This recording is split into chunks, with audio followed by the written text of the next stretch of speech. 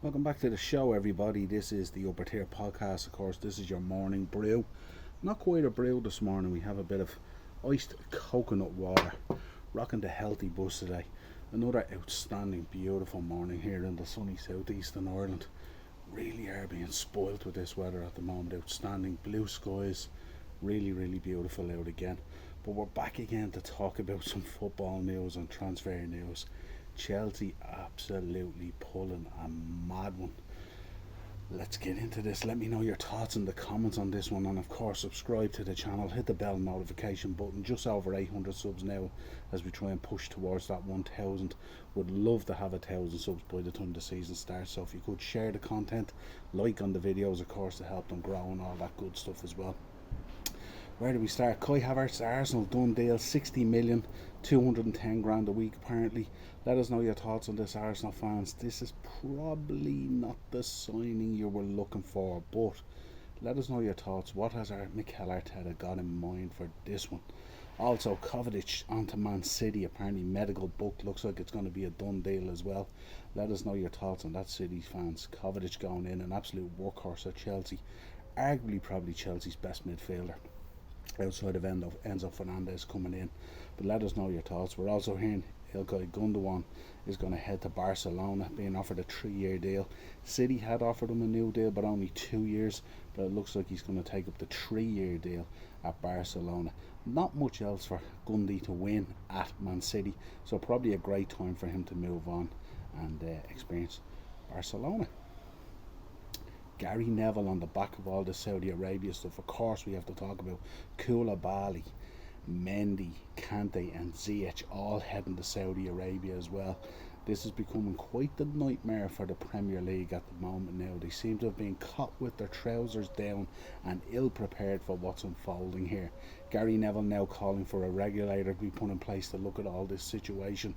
We're also hearing as well Newcastle inquiring about a loan move for Ruben Neves after just moving to Saudi Arabia to Al Hilal. Links there, of course, with Newcastle looking very iffy. Are a lot of teams now positioning themselves to circumvent FFP? Let us know your thoughts on this. Probably a sprinkling in the fan bases at the moment, somewhat of jealousy, but also somewhat of concern for the direction in which the game is heading. But let us know your thoughts on that. Russell Martin has been appointed Saints manager. Managed Swansea, of course, got them very close to the playoffs last time out and stuff like that. Seems to be a good appointment for the Saints as they look to try and bounce back into the Premier League this season, spending it in the Championship. Let us know your thoughts on that. Spurs look like they have their new keeper Vicario from Empoli, 17.2 million. The 40 million for Raya that they were stickler on, just would not pay it and stuff like that. So it looks like Vicario is going to be the new keeper at Spurs. Let us know your thoughts on this. I don't know much about the guy. Is he a good keeper? Spurs fans, are you happy with this appointment? Let's see what happens. Talksport, Graham Souness was on Talksport on about the charity work and the channel swim he's done for Deborah after raising 1.2 million. But he got quite emotional when he started talking about Alex Ferguson and the huge donation that Alex had made and stuff like that. So great to see the human side of these people, but also great to see these people using their level to go out there and raise funds for charity and do really, really good work in the community and stuff like that. So hats off to Graham Souness, and a great achievement as well, swimming the channel. Arsenal jersey error. Going to be a tough week for Arsenal, isn't it? Number of bids being knocked back for Declan Rice. Obviously, done deal on Kai Havertz, maybe a player that they probably don't want, but let us know your thoughts. But also, we're hearing now a recall on that new home kit, the Invincibles tribute one, if you like, with the printing on it. Apparently, 32 games, not 38 games. So, quite a mistake there for someone in the Arsenal offices to see that design going through. Let us know your thoughts. Just another calamity, one after the other, as they say. Patrick Vieira looks like he's in pole position to become the Leeds manager. Seems to have jumped the queue now. Looks like it could be getting close. So, Leeds fans, let us know your thoughts on that. Paddy Vieira going in. Had a reasonable time at Crystal Palace, but pittered out towards the end. I think it was just his concern of really not using the players that were available to him. We've seen what happened when Hodgson went in and started using like the Boy SA and stuff like that. Palace, much better outfit. Done really, really well towards the latter end of the season. Oh, do not underestimate, folks, that coconut water in the ice first thing in the morning. It's absolutely beautiful. Mount and Rice, both sagas continue, of course. Arsenal going in probably to do a third bid for Declan Rice, looking to get this done. It often asks the question, really, why mess around and stuff like that, because if going to on and a number of players leave Man City, are Man City going to swoop in for Rice? Arsenal really need to get this bid done. If this bid doesn't happen, especially with Conchado look like he's on his way to Chelsea, this would be a disaster for Arsenal if Man City were to swoop in and take this player away. Again, let us know your thoughts. Both of these sagas continuing on. Mason Mount, of course, another bid from United turned down. Let us know your thoughts on this. Mason Mount seems like a lot of energy being put into this boy. Ten Hag obviously wants this boy and has a plan for him, with a third bid incoming. But let's see what happens. Of course, the takeover at United as well, causing all sorts of problems. And of course, the news that David De Gea might be heading to Saudi Arabia has kind of put a lot of transfer plans in jeopardy and stuff like that. But let us know your thoughts as a number of teams start to sign up Man United's targets. Let us know your thoughts, United fans, on that. This is going to be a constant theme probably throughout the summer and stuff like that. Harry Maguire's Greek trial, the retrial, which was due to start this week, is being pushed back to February 2024 at the request of his team. So we'll keep an eye on that in February. Just a small bit of news. We're also hearing as well that 2/3 of English fans are opposed to VAR. No surprise in those numbers at all. VAR this season has been an absolute disaster. Real problems in there and stuff like that. And we're hoping throughout the summer that they fix up a lot of that stuff, including kind of like the length of time it takes to come to a decision, and the interpretation and the subjective side of things, stuff like that. So hopefully Howard Webb is going to sort out and iron out a lot of those things. And also we're looking for the officials to come back this season and operate at a much higher level. We've seen it towards the latter end of the season when officials don't get involved as much and certain things in the game are allowed flow. It provides for a much better spectacle. The less we see of officials or notice them in the game, the better the job that they are doing. So really, really important. Jose Mourinho, never far from the headlines, of course, has received a 4-match ban for his berating of Anthony Taylor after the Europa League final. Certainly went overboard, certainly went absolutely ballistic. But how could you blame him, really? The officiating was so poor. But again, you look at that and you think 4-game ban, and then you look at Mitrovic getting a 10-game ban or a 12-game ban or whatever it was and stuff like that, you know. So it was kind of like, how do we look at this, you know? Sort of crazy, you know. We're also hearing West Ham fans obviously have received a 1-game ban as well because of their carry on in the Europa Conference final.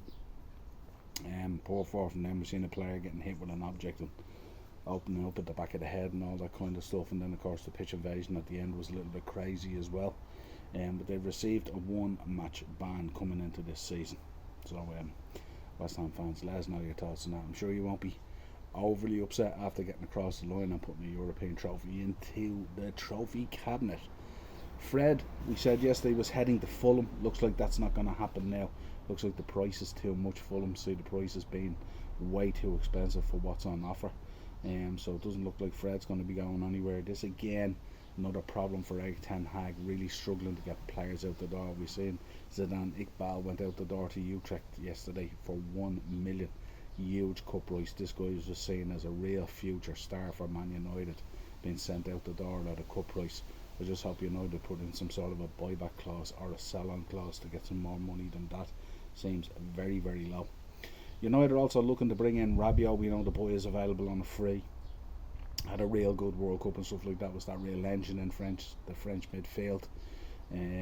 Probably that kind of energy that United need in their midfield at the moment as well. So you might suit. Of course, we'll put it to Darren tonight. We're going to be on tonight for the transfer show. Join us at 9 o'clock. Myself and Darren on your screens live. And we're going to be talking a lot about Man United, the Chelsea situation, all the transfer news. Get his thoughts on the players, the likes of Kai Havertz, Kovacic, all these players going to Saudi Arabia. Maybe the Ruben Neves loop from Al Hilal back to Newcastle. And we get his thoughts on that and the direction in which football is going. So be sure to join us at 9 o'clock. Liverpool looks like they're potentially going to get their boy Gravenberch, 25 million. Bayern Munich seem happy to do the deal. Gravenberch has expressed to Bayern Munich he wants out, so they may as well take the deal. 25 million would seem a great price for this player if Liverpool could get him in. Surely he would fit into the Liverpool style and stuff like that.